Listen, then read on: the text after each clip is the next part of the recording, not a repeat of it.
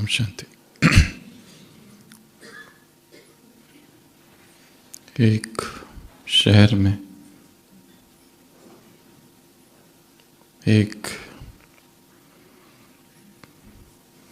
Hotel पर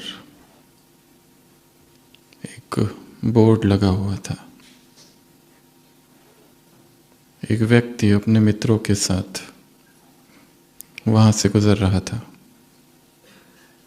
और उसने वो बोर्ड देखा। बोर्ड पर लिखा था, चिंता ना कीजिए, होटल का बिल आपके पोते और पोतियाँ देंगे। बिल आपको देने की आवश्यकता नहीं। वो व्यक्ति अपने मित्रों के साथ वहाँ से गुजर रहा था और जैसे उन सब ने वो बोर्ड देखा, उनकी भूख तीव्र हो गई।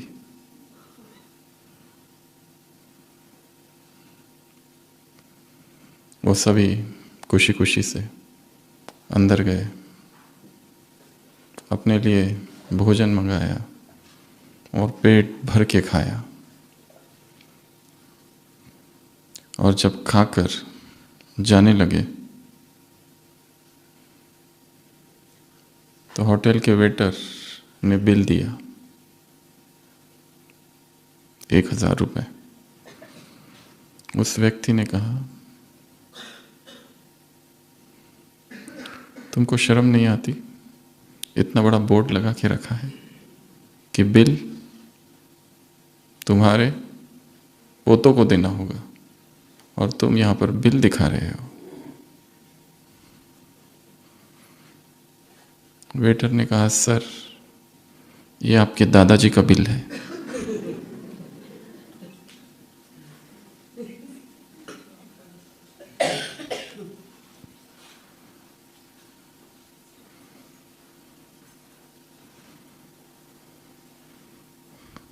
कर्म के होटल में उधारी नहीं चलती।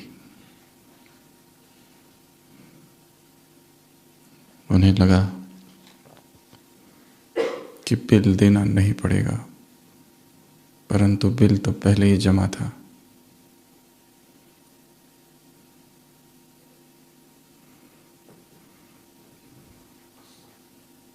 और हर एक को अपना बिल खुद ही देना पड़ेगा। और अभी बाद में करेंगे, हो जाएगा, कर लेंगे, दे देंगे।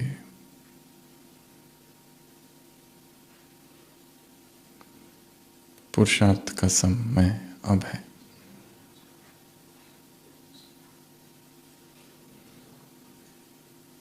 अब का पुरुषार्थ ही भविष्य का सुख है और अब की लापरवाही ही भविष्य की परेशानी है।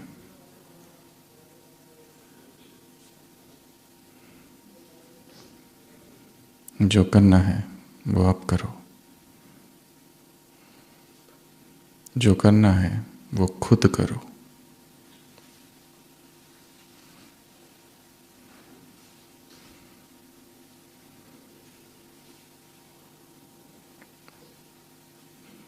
बाद में करेंगे,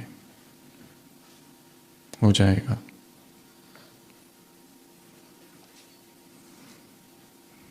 तो को क्या कहा कल बाबा ने? कल सुबह की अव्यक्तवाणी। तो अर्थात क्या? अलबेलापन और आलस अर्थात कर लेंगे, हो जाएगा, पहुंच जाएंगे। रॉयल आलस।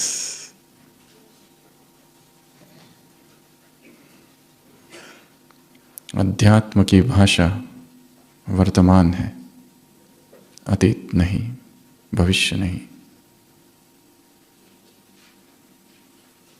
धर्म की बोली आज की है, अब की है। क्या कहा मुरली में बाबा ने कि कब और कहाँ क्या हो जाए कुछ भी नहीं बता सकते। जिन्होंने शरीर छोड़ा, ये 2008 की मुरली है, क्या उनको पता था कि वो जाने वाले हैं?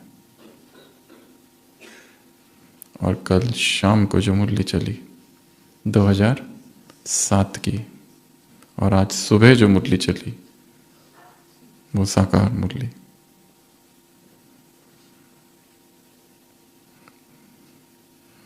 याद याद याद 59 टाइम्स याद शब्द सुबह भाई कह रहे थे ना।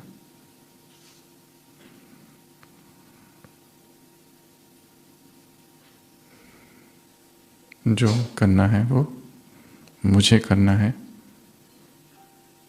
और अब करना है। I have to do and now। मैंने सोचा और किया, तो सभी अपनी डायरी निकालेंगे और उसमें ये वाक्य लिखेंगे, मैंने सोचा और किया। सभी अपनी डायरी निकालेंगे और उसमें ये लाइन लिखेंगे, मैंने सोचा और किया। जिनके पास डायरी नहीं है वो मोबाइल में टाइप करो, मैंने सोचा और किया।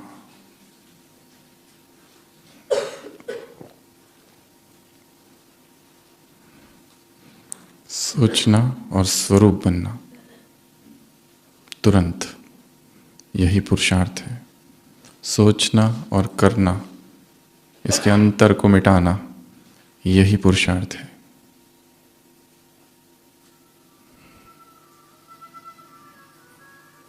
तो पहले हम देखेंगे कल सुबह की अव्यक्त वाणी। क्या कहा बाबा ने? कल सुबह की अव्यक्त वाणी, शाम की नहीं, सुबह की। 3 तख्त, 2 ताज, 4 शब्द, 1 गीत और लॉ एंड ऑर्डर, और मैं और मेरा, जो कल शाम की जो अव्यक्त वाणी थी उसमें भी था। क्या कर दो? जहां जहां मैं है वहां पर आत्मा का बोध हो, और जहां मेरा है वहां परमात्मा का बोध हो। जहां प्रेम है वहां विस्मरण असंभव है।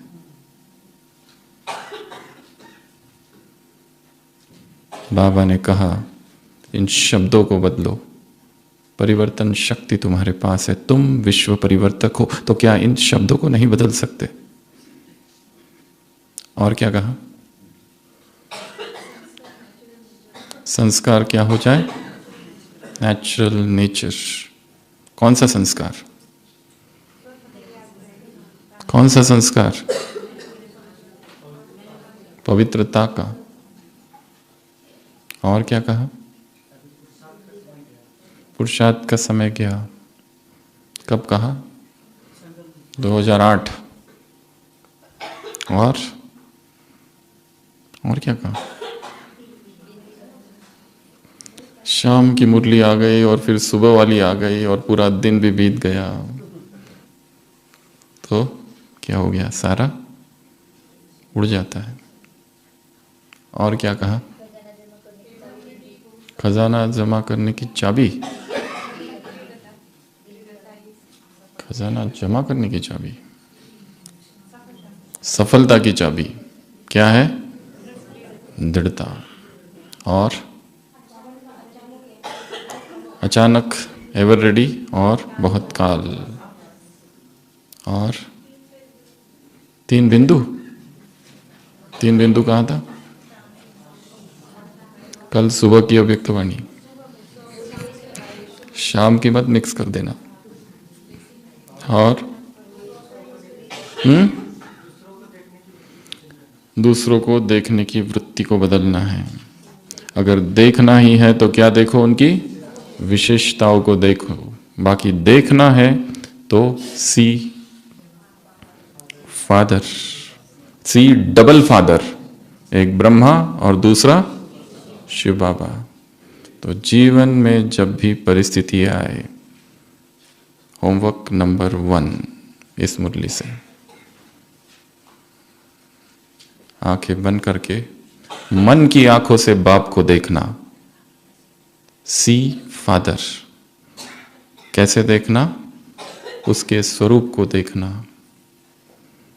अचानक परिस्थिति, अचानक समस्या, अचानक विघ्न आ जाए, 1 मिनट के लिए आंखें बंद करके क्या करना? सी फादर। कितना अच्छा अभ्यास है। मुरली में किसी और संदर्भ से कहा गया है कि पुरुषार्थी आत्माओं को नहीं देखो, क्योंकि वो जो अवगुण निकालने की कोशिश कर रहे हैं, नहीं तो हम उसे धारण कर लेंगे या उनके प्रति घृणा उत्पन्न होगी कि इनमें भी ये है। और क्या कहा मुरली में? स्वप्न में भी अपवित्रता स्पर्श ना करे। ये सुबह कहा था या शाम को कहा था? ये शाम को कहा था। हम डिस्कस कर रहे हैं सुबह की अव्यक्तवाणी। भगवान क्या? प्रसाद, वैप, VAP, वर्षा, अधिकार और प्रसाद। जो मिल रहा है वो क्या है? प्राप्तियों को याद करो। ये प्राप्तियां क्या है? प्रसाद है। ये प्राप्तियां अधिकार है। ये प्राप्तियां वर्षा है। वहां का वर्षा जो होगा वो हो गया, भूल जाओ। अभी खुशी, शाम की अव्यक्तवाणी, ये खुशी को छोड़ना नहीं है। ये आनंद ही तुम्हारी सेहत है। ये आनंद, खुश रहना और खुशी बांटना है।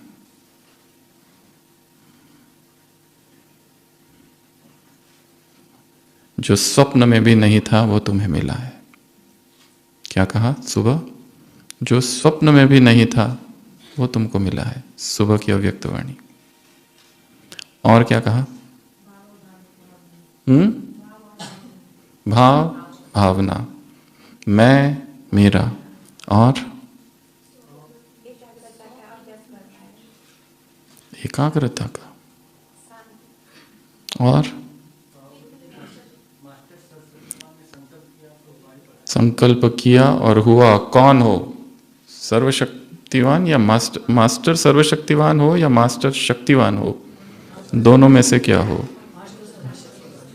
तो क्या अपने संस्कार बदल नहीं सकते? अपनी नेचर को नहीं बदल सकते?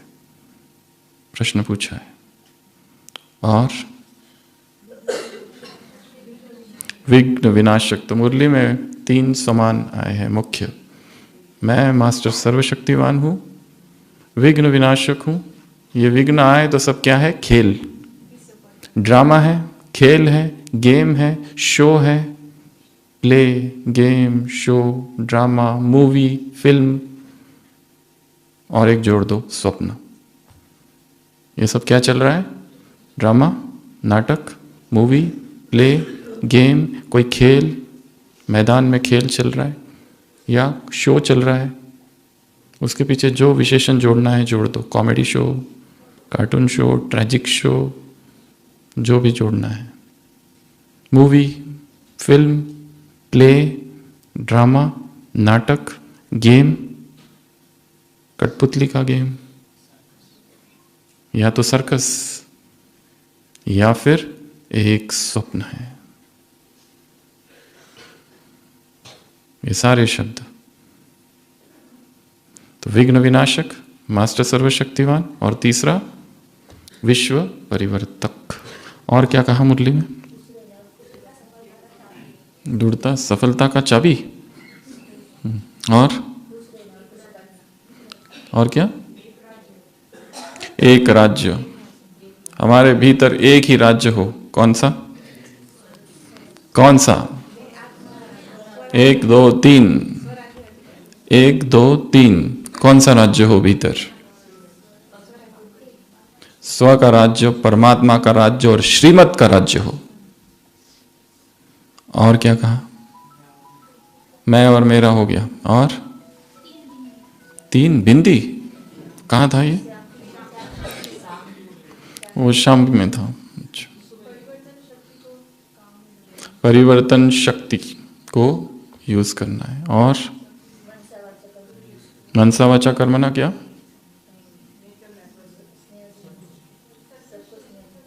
सबको स्नेह दो। हफ्ते भर का नहीं बताना है, सुबह का बताओ। हाँ, सुबह और शाम की मिक्स। एक 2007 की है, एक 2008 की है।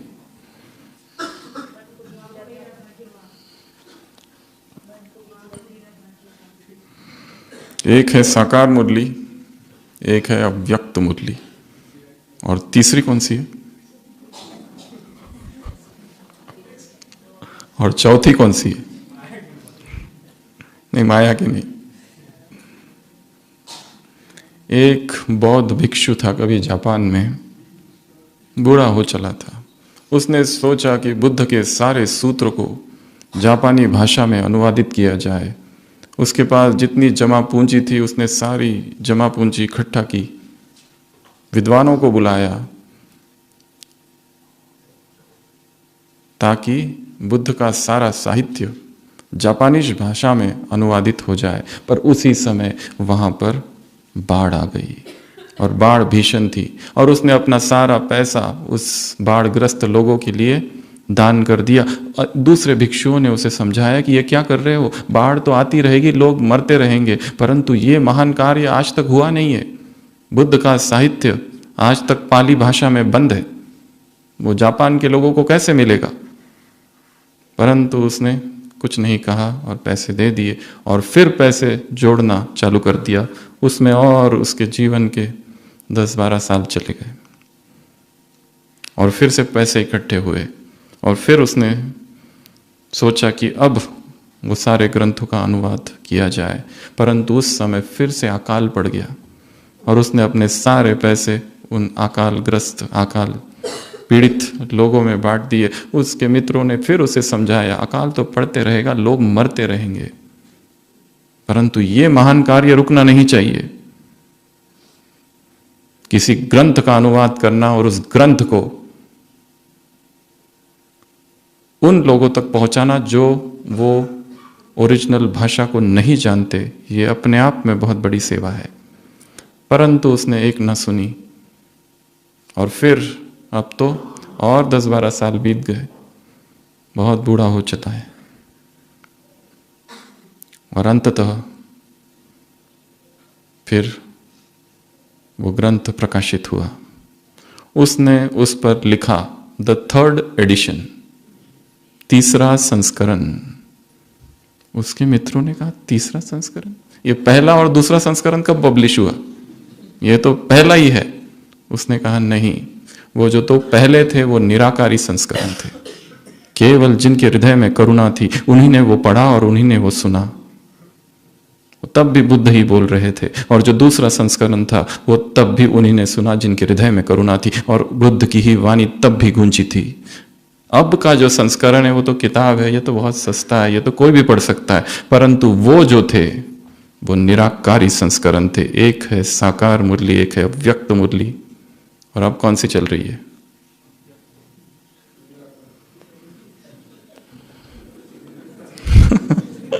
सूक्ष्म वतन में अमृत वेले जाओ और बैठो और आकारी मुरली सुनो, और परम धाम में निराकारी मुरली सुनो। वो मुरली का आकारी और निराकारी संस्करण है, the angelic and the incorporeal edition. परंतु ये सब नहीं सुन सकते, ना पढ़ सकते। पढ़ेंगे वो, सुनेंगे वो जो सुबह सुबह इस देह से अलग होकर देह से अलग होना ही सबसे बड़ी कला है। इस शरीर से अलग हो जाना। सारा केंद्र ही तो ये शरीर ही है। काम विकार का केंद्र, सारा रस इस शरीर में है। ब्रह्मचर्य का केंद्र भी शरीर ही है। सारी बीमारियों का केंद्र भी शरीर है, तो मेडिकल साइंस की सारी इलाज का केंद्र भी शरीर ही है। तप का केंद्र भी शरीर ही है, सेवा का केंद्र भी शरीर है, सब कुछ यही है। स्वराज्य अधिकार का केंद्र भी शरीर ही है।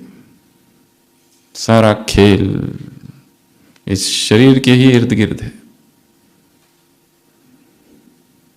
इसलिए सबसे बड़ी कीमिया, द ग्रेटेस्ट एल्केमी, इस शरीर से अलग हो जाना है। शरीर से डिटैच्ड जितना लंबा समय रहने का जो अभ्यास करेगा वो उतना शक्तिशाली, और वही वो आकारी मुरली अमृत वेला बाबा से सुन सकेंगे। निराकारी मुरली वो दिखाई नहीं देती है, उसकी कोई किताब नहीं है, उसके कोई शब्द नहीं है, वहां प्रकंपन है। और ज्ञान तो प्रकंपन ही है। ज्ञान शब्द नहीं, ज्ञान भाषा नहीं, ज्ञान तो ऊर्जा है, और ऊर्जा की भाषा वाइब्रेशंस है। और कनेक्टिविटी,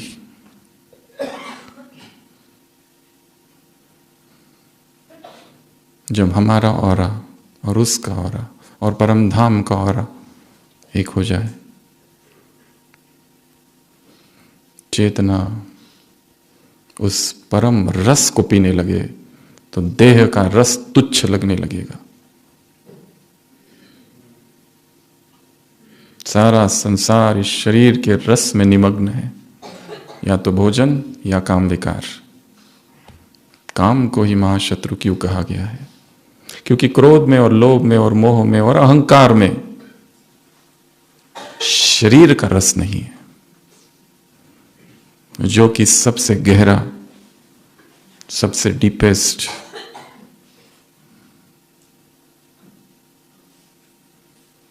इसीलिए उससे छूट पाना भी कितना मुश्किल है।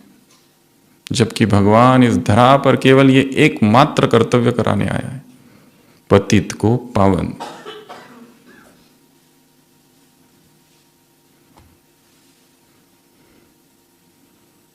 और क्या कहा? अपकारी परोपकार, वरदान छोड़ दो। और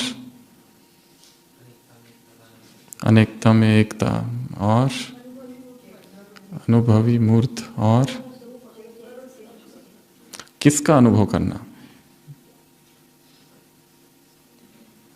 सतयुग के नई दुनिया के संस्कार और विशेषता, इनका क्या करो?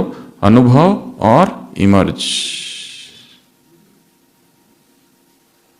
क्योंकि नई दुनिया का आधार क्या है? अब के संस्कार, प्रदीर्घ संस्कार, लॉन्ग लास्टिंग संस्कार ही उस संसार की रचना करेगा। तो मुरली में ढेर सारी बातें थी, शुरुआत से चालू करेंगे। कौन किसको देख रहा है आज? कौन किसको देख रहा है? बाबा किसको देख रहे हैं?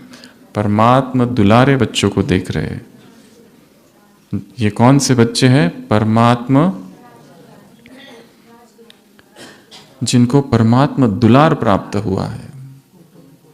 कोटों में कोई है? संसार की तरफ एक नजर दौड़ाओ, संसार में मार्केट से या कहीं से जाओ और मन में सोचो, क्या इनको पता है कि धरती पर भगवान आया है? एक, क्या इनको पता है कि धरती पर भगवान तो आया है, एशिया खंड में आया है, और उसमें भी भारत में आया है, और उसमें भी माउंट आबू में जो घूम रहे हैं, क्या उनको पता है कि उन्हीं के गांव में वो आया है? हम कहां कहां से यहां आ गए। कोटों में कोई तुम हो, उसको जानना कितनी बड़ी बात है। उसको पहचान लेना। संसार के लोग किस में डूबे हुए हैं? देह में, वासनाओं में, विकारों में। संसार में क्या है? भ्रष्टाचार, अनाचार, व्याभिचार, पापाचार, अन्याय, क्या है? सब तरफ एक दौड़, लाइमलाइट, मीडिया, वो उसमें है। और हम क्या कर रहे हैं? उस निराकार को जानना, पहचानना। तो क्या कहा बाबा ने, तुम सब कौन हो? परमात्मा दुलारे, कोटों में कोई बच्चे हो। और बाबा ने क्या देखा? 3 तख्त। पहला मृकुटी, अर्थात मैं अपने देह का राजा हूं। कल शाम को भी कहा, ये मन क्या करता है? भटकाता है, धोखा देता है, बहुत गुलाम बना देता है।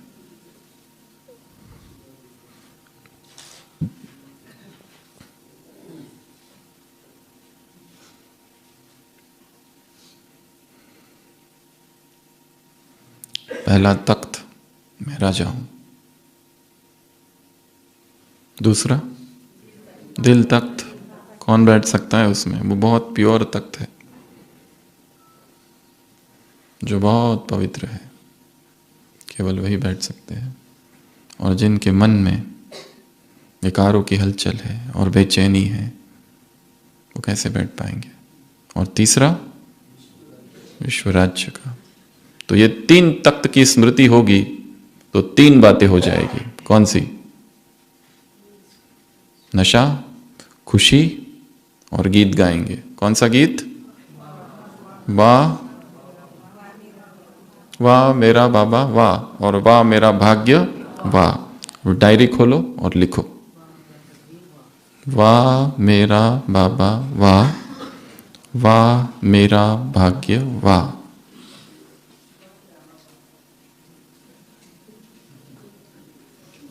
तो क्या गीत गाओगे? ये गीत गाओगे। जो हम लिखते हैं और जो हम बोलते हैं और जो हम सोचते हैं वो हम बन जाते हैं। एक छोटे से बच्चे को कहो जो चढ़ रहा है, उसको कहो उतरो उतरो, तुम नहीं चढ़ पाओगे, तुम नहीं चढ़ पाओगे, तुम नहीं चढ़ पाओगे। उसे बार बार कहो, वो नहीं चढ़ पाएगा। और उसे कहो कि तुम चढ़ सकते हो, तो वो चढ़ जाएगा। जो कभी चढ़ा नहीं पहाड़ी पर उसको कहो कि तुम चढ़ सकते हो तो वो चढ़ जाएगा। मन भी वैसा ही है, छोटा सा बच्चा, उसको जो कहो वो स्वीकार कर लेता है। अंतर मन, वो तर्क नहीं करता, वो आर्ग्यूमेंट नहीं करता, वो डिबेट नहीं करता, वो स्वीकार कर लेता है। उसे कहो तुम उदास हो, तुम उदास हो, तुम नाजुक हो, तुम नाजुक हो, तुम्हें रोना चाहिए, परिस्थिति रुलाने वाली है, तुम रोते क्यों नहीं? उसको जो हम कहेंगे वो करेगा।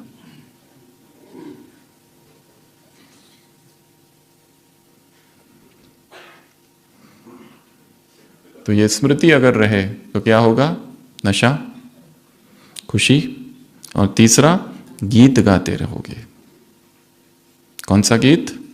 वाह मेरा बाबा वाह, वाह मेरा भाग्य वाह।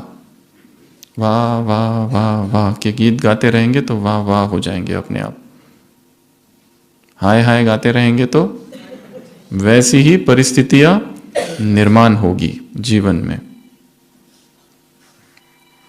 जब हम भगवान से द्वापर से मांगते रहे हैं, गिड़गिड़ाते रहे हैं, पुकारते रहे उसे, क्या पुकारा? ये दे दो, सुख दे दो, शांति दे दो, आनंद दे दो, प्रेम दे दो। पुकारते ही रहे, मांगते ही रहे। और अस्तित्व का एक नियम है, द लॉ ऑफ एग्जिस्टेंस, कि अस्तित्व शब्दों को नहीं देखता, अस्तित्व स्थिति को देखता है। मांगने वाला पुकारता है मुझे दो, मुझे चाहिए, मुझे दो, मुझे प्रेम दो, मुझे अटेंशन दो, मेरा ध्यान रखो, मेरे सिर पर हाथ रखो, अपना कंधा दो ताकि मैं उस पर अपना सिर रख के आंसू बहाऊं। मैं बीमार हूं, मुझे देखने हॉस्पिटल में कम से कम एक बार तो आओ, पूछो तो कम से कम मैं कैसा हूं। झूठ ही पूछ लो। कमरे में रहते हो, सुबह से मैंने कुछ खाया नहीं, तुमने देखा भी नहीं, पूछो तो मैं कुछ लाऊं क्या तुम्हारे लिए? कुछ तो करो मेरे लिए।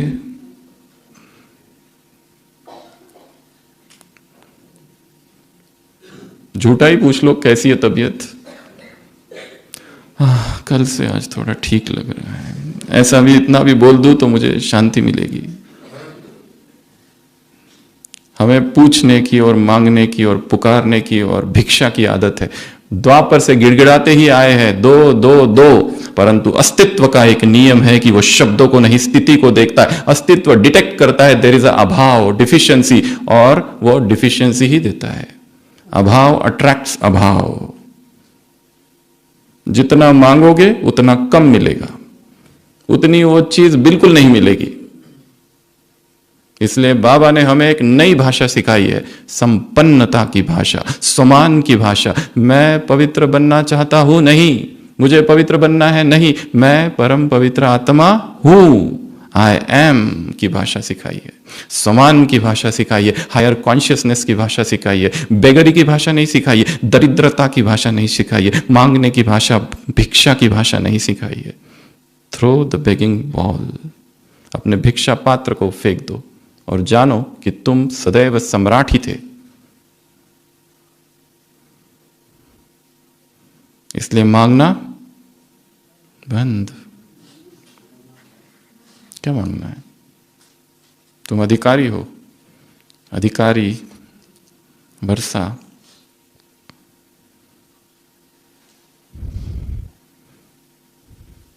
परमात्मा अधिकार तुम्हारी नियति है।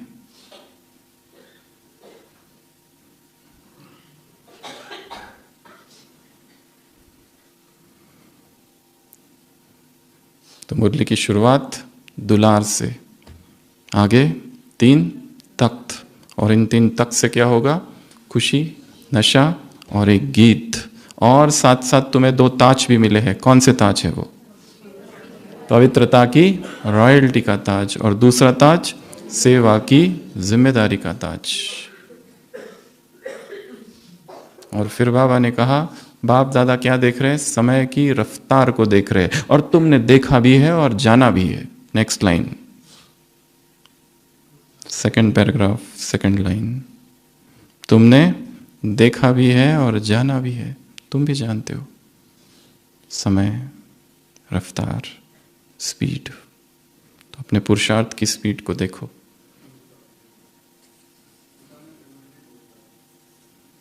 एवरीडी बहुत काल अभी बहुत आगे है। उससे पहले उस राज्य के संस्कार। तो क्या करना है? वहां की विशेषता यहां इमर्ज करनी है, अनुभव करनी है।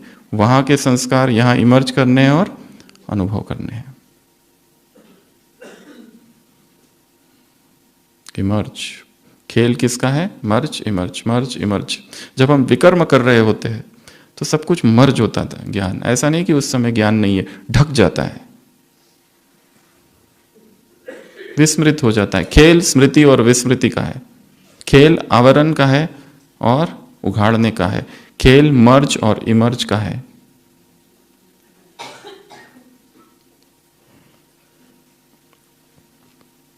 जो भी हमने विस्मृति में किया वो सब पाप, और जो भी स्मृति में किया वो सब पुण्य। ये सबसे सिंपलेस्ट परिभाषा है पाप की और पुण्य की। तो बाबा ने क्या देखा फिर? तो बाबा ने वहां क्या क्या होगा? एक राज्य, एक धर्म, और तीसरा लॉ एंड ऑर्डर। ये 3 बातें हैं। एक राज्य वहां होगा तो यहां भी कितना हो? हमारे भीतर श्रीमत का राज्य हो, परमात्मा का राज्य हो, और तीसरा स्व का राज्य हो, माया का राज्य ना हो, द्वंद्व ना हो। ये द्वंद्व जो होते रहता है ना भीतर, एक हायर फोर्स और एक लोअर फोर्स निरंतर हमें खींचता रहता है। उसको आइडेंटिफाई करना है कि ये चल रहा है, एक्सेप्ट, फिर ही निरंतर ऊपर रह सकेंगे। दूसरा, एक धर्म, धर्म अर्थात धारणा, और धारणा कौन सी? प्यूरिटी की, और उसमें भी मनसा वाचा कर्मणा और संबंध संपर्क। और बच्चे क्या कहते हैं? कभी कभी वाचा में और मनसा में क्या हो जाता है? भूल जाते हैं। फिर बाबा ने उदाहरण कौन सा दिया? क्रोध और आवेश का।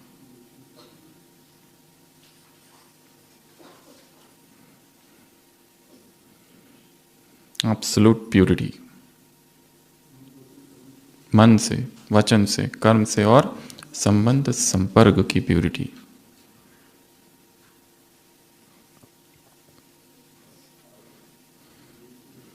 और ये प्यूरिटी हमारा स्वभाव है, ये नेचर है, ये नेचुरल हो, ये आदि अनादि स्वभाव है।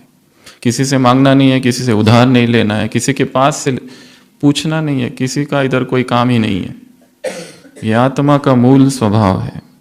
इसलिए अभ्यास एक ही है, आत्मा अभिमानी स्थिति। लंबा लंबा समय और मुख्यतः सुबह सुबह 1 घंटा, 2 घंटा, 3 घंटा उठो और बैठो।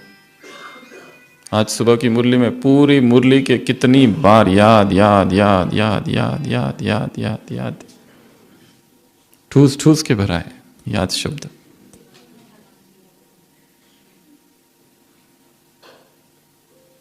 कहीं पर भी बैठ के करो, विलायत में करो, जहां मर्जी है वहां करो, बरसात है घर पे बैठ के करो।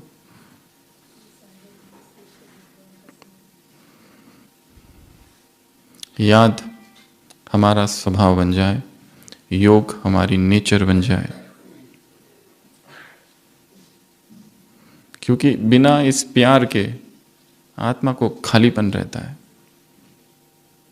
और संसार में जितना भी भोजन है, कितना भी खा लो, खाने का एक कारण है अंदर की भूख, खालीपन। व्यक्ति क्यों खाता है, उसका एक कारण ये भी है, खालीपन है। क्यों काम विकार की तरफ आकर्षित होता है? इसलिए नहीं कि वो बहुत अच्छा है, इसलिए नहीं कि उसमें बहुत सुख है, क्योंकि भीतर एम्प्टीनेस है, उसको भरना है। और वो देह का सुख आत्मा की प्यास को कभी पूरा नहीं कर सकता। आत्मा को तो उसी के लेवल का सुख चाहिए। निराकार की तृप्ति निराकार से ही होगी, निराकार की प्यास निराकार से ही मिटेगी। अनंत की भूख तो अनंत से ही मिटेगी।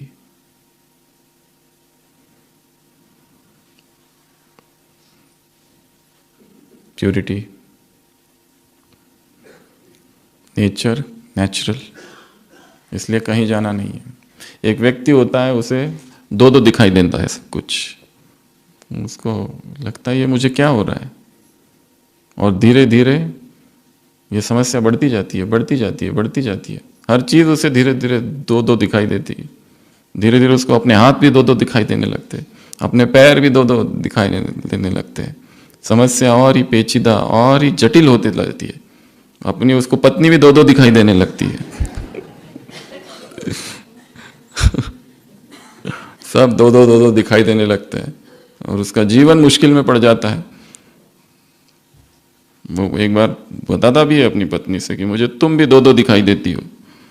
वो कहती है वो रखो, एक को मैं जा रही हूं। तब उसको लगता है मुझे डॉक्टर के पास जाना चाहिए, और वो मनोचिकित्सक के पास जाता है और डॉक्टर से कहता है कि मेरी पत्नी ने मुझे धमकी दी है कि वो मुझे छोड़कर चली जाएगी, और मुझे सब दो दो दिखाई देते हैं। कुछ करो, इलाज।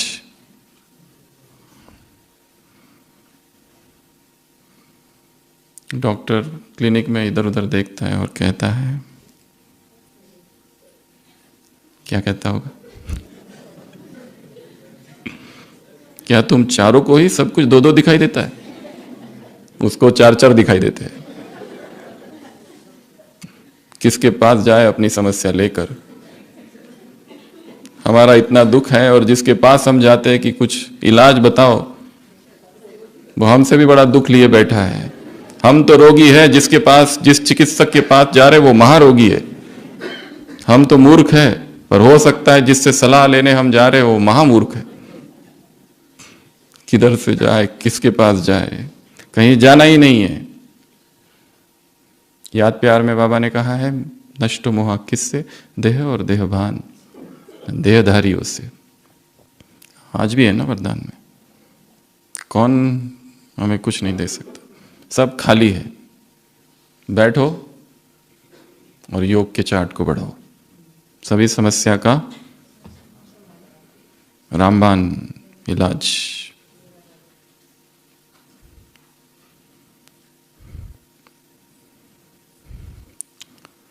तीसरा, फिर इसमें और भी कुछ कुछ बातें डाली है। रॉयल आलस, अलबेलापन, तो ठीक है। और क्या है उसमें? और भी 2-3 बातें हैं।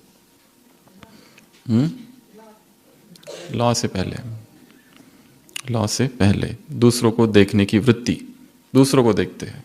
बाबा ने कहा इसको चेंज करो, देखना है तो क्या देखो, विशेषता, एंड सी फादर।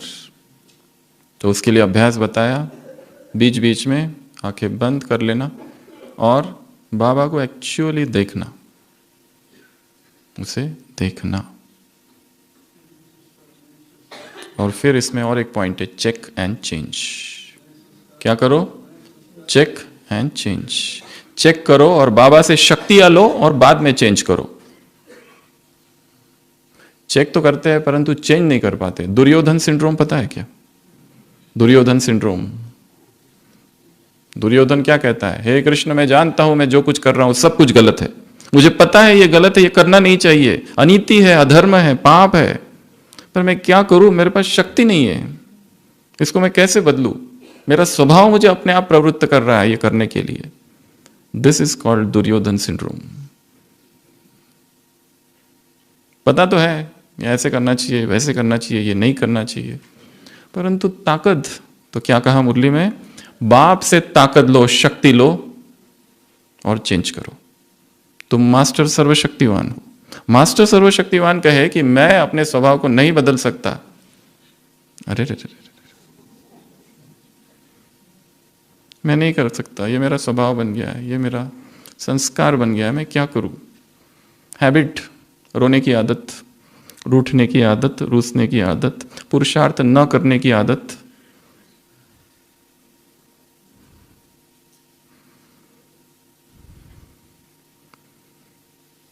जीवन की इस यात्रा में पुरुषार्थ ही विश्राम है। पुरुषार्थ क्या है? विश्राम, परम विश्राम। बाकी सोने में कोई भी आराम नहीं है, सो के तो और भी उठने की इच्छा नहीं होती है।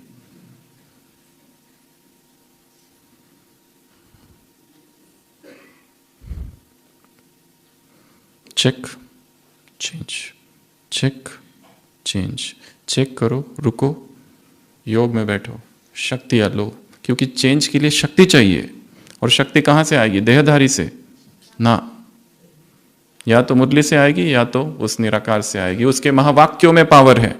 एक महावाक्य, एक मुरली ऐसी पढ़नी है कि ना किसी को सुनानी है मुझे, ना किसी से डिस्कस करनी है, मैं अपने लिए केवल, ओनली फॉर माई सेल्फ, ना किसी स्टूडेंट्स को, ना किसी कोर्स वाले को, ना ग्रुप को कुछ बताना है, ना मुझे याद रखना है, कुछ नहीं, केवल उसको ग्रहण करना है, खींचना है उसको।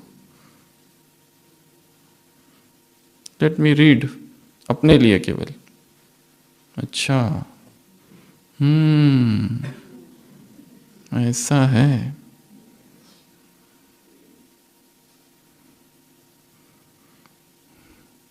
वो हटा देना है कि ये किसी को सुनाना है, किसी को बताना है, अपने लिए। Let me study.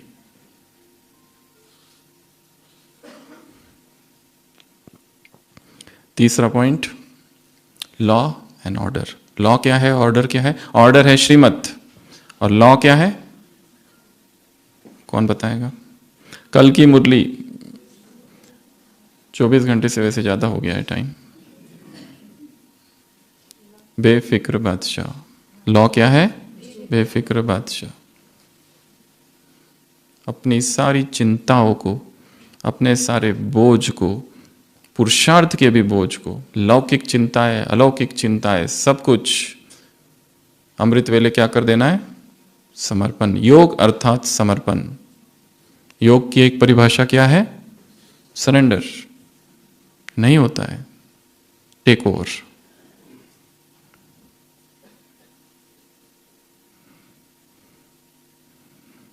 प्रभु प्रेम में सब कुछ अर्पण कर देना ही प्रेम की पराकाष्ठा है। सभी कुछ उसको दे देना कि ये मेरी क्षमता से बाहर है, से नहीं हो रहा है, ये संस्कार इतना गहरा हो गया, इतना प्रगाढ़, नहीं निकल रहा है, तुम कुछ करो, आ जाओ मेरी मदद करो। मुरली में कहा है ना, परंतु आवाज कैसी होनी चाहिए? डीप, बहुत गहरी आर्त पुकार, जैसे भक्त होते हैं ना, कितनी पुकार होती है उनमें, भक्ति में कितनी भावना होती है, कितनी फीलिंग्स, कितने इमोशंस। और ज्ञान में आने के बाद ज्ञान क्या कर देता है, थोड़ा सा सूखा सूखा बना देता है।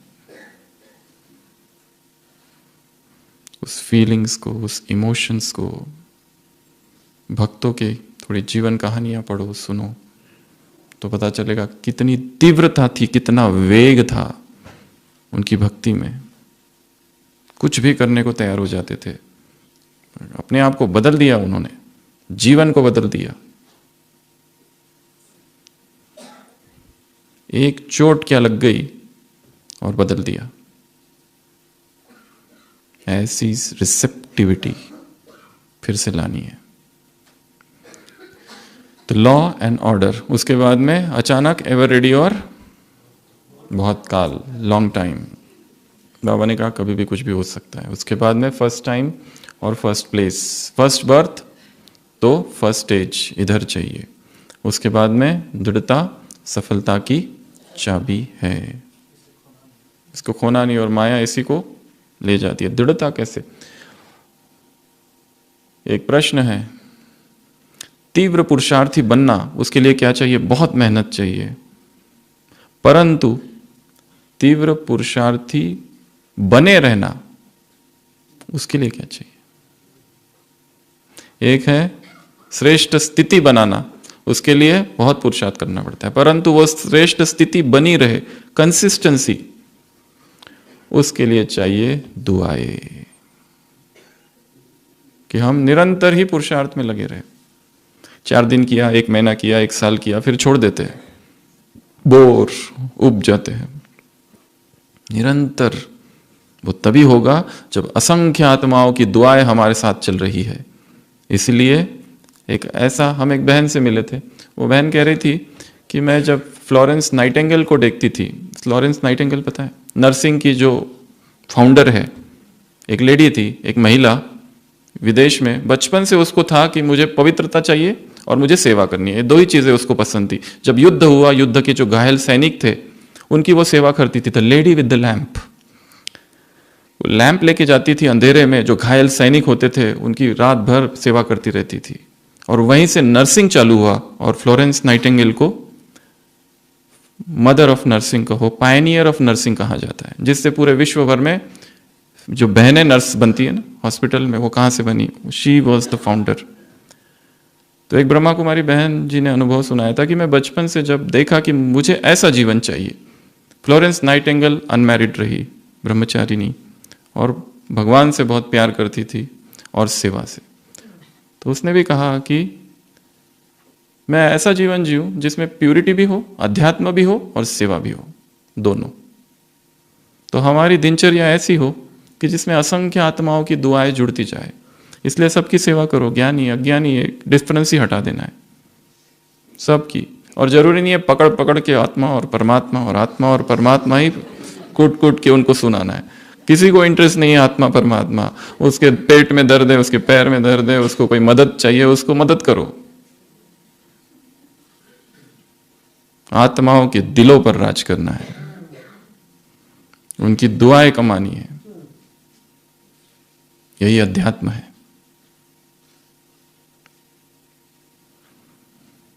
ऐसे कैसे कैसे बालक सो मालक बच्चों को, ऐसे बेफिक्र बादशाहों को, ऐसे ऐसे मास्टर सर्वशक्तिवान आत्माओं को, ऐसे विघ्न विनाशक आत्माओं को, ऐसे ऐसे विश्व परिवर्तक आत्माओं को, ऐसे परमात्मा दुलार में पलने वाली आत्माओं को, ऐसे हाईएस्ट होलीएस्ट और रिचेस्ट इन द कल्प आत्माओं को, ऐसे खुशी बांटने वाली आत्माओं को, ऐसे ऐसे लवली और लकी बच्चों को, ऐसे ऐसे अपकारियों पर भी उपकार करने वाली आत्माओं को, ऐसे ऐसे ऐसे याद याद याद याद याद याद याद याद शब्द को ही अपना जीवन बना देना। ऐसे और क्या? सहज योगी बच्चों को, ऐसे। आज की साकार मुरली में एक नया शब्द आया है। बाबा ने कहा मौत सहज खड़ा है। हमेशा आता है, दोनों शब्द है, मौत सामने खड़ा है और एक जगह आया मौत सहज खड़ा हुआ है। आज इसकी डेथ, आज कल उसकी डेथ, कुछ भरोसा ही नहीं। आज ये गया, कल वो गया, फटाफट जा रहे। एक इंग्लिश में कविता है, उस कविता में है कि जब भी विदेश में कोई मरता है तो चर्च में घंटी बजती है। कवि ने लिखा, जब भी तुम ये घंटी सुनो, सोचो ये मेरे लिए बज रही है। मतलब मैं मरा, ये ना पूछो कौन मरा, तुम मरे। जीवन अनित्य है।